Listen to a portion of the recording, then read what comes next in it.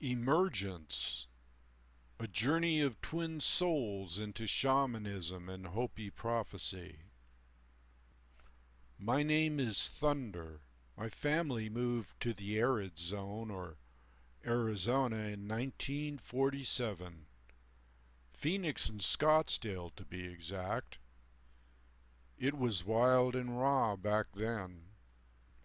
We lived in a little red brick house near a canal with easy access to the desert. There was a wide variety of botanical plants and wildlife. A tracker's paradise. Wide open desert.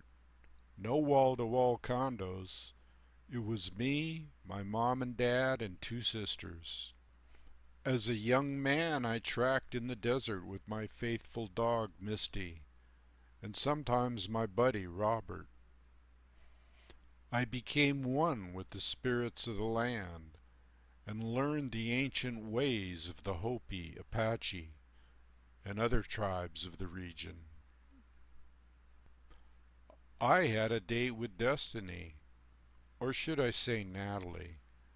She was a Hopi girl whose real name was Wikvaya, or One Who Brings.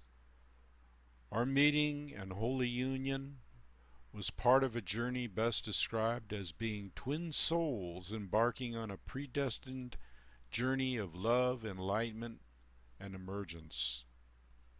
Our meeting wasn't ordinary and occurred after a furious altercation I had with three other young men bent on a display of racial hatred. They didn't fare too well when my higher insight into the fighting arts aided me in their quick dispatch. After the fight, I looked to my right, and there she was, the most beautifully erotic and mysterious-looking woman I had ever seen. She was standing by the brick wall next to the steps. Her first words, "You got here just in time, stud." They were really starting to get on my nerves. Our first date was soon after.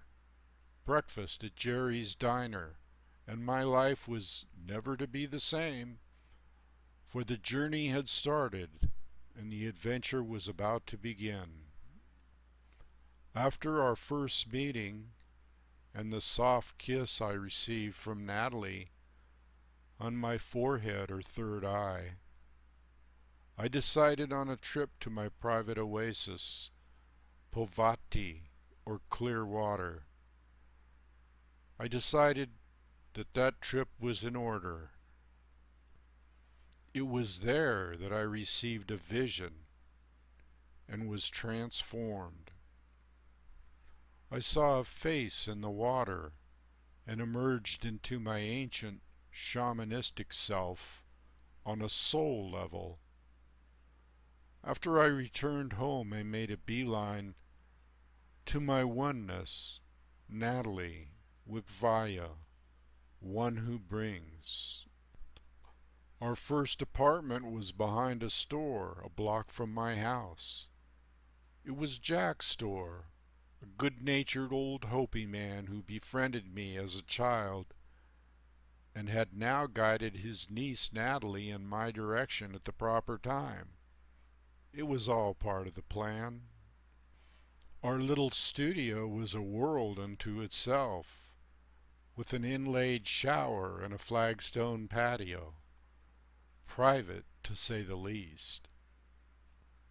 It was a place of playful supreme ecstasy in the form of our sacred tantric union, and start of an incredible shamanistic journey as native wisdom keepers and twin souls. A good part of our journey involved travel to the town of Flagstaff in northern Arizona, near the Four Corners region. We would jump into Nat's powder blue pickup called the Windwalker and be on our way. There, Natalie would sell jewelry, and we would have our consciousness-raising experiences and discussions. Some of these involved such things as meeting with with Vaya's or Natalie's family. Specifically, her mother Katori and the two Hopi elders, Alo and Humita. We were a predestined unit, a family of prophecy and important missions. We would visit the high mesas and do a tribal dance under the stars as we learned more of what our purpose would be. We consulted and became one with our ancient selves and our origins. We aligned our beings with the cosmos. When we were in Flagstaff, we always stayed at the old classic Monte Vista Hotel in downtown Flag, with its quaint lobby and classic rooms. Our favorite room was the Alan Ladd Room, a place of solace, ecstasy, and just plain fun. But nothing could be better than our sweet little studio behind Jack's store and the private patio where we would sometimes take our peyote trips and soar as twin souls united and blazing through the cosmos. Eventually, we would build a pyramid house with its beautiful skylight and serene setting next to Bovate, where plans would be made for the continuing journey. We would embark on a mission of mercy, prophecy, and delivering the message of the sacred scrolls and their ways.